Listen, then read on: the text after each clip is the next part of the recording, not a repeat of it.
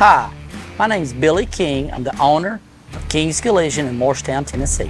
I've been in the industry for going on 30 years as of this year. First half of my career, I was a flat rack technician on the floor, so I have an understanding of what it takes to do a job correctly and try to do a job within a good time frame.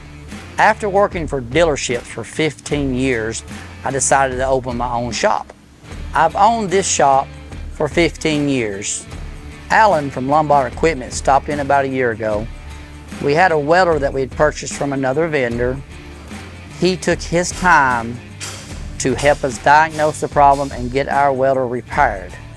So once Alan started coming by, I think we're on a normal route rotation for him because every time we turn around, he's here. But the service has been great. Once we went to the Carolina Collision Association in Greenville, we purchased a new Bronco XL. The service has been very, very good. Every time I turn around, I'm getting a text from Alan. I'm getting an email stating, hey, everything going good? Got any concerns, any problems? We've had no issues. The service has been great with Lombard Equipment.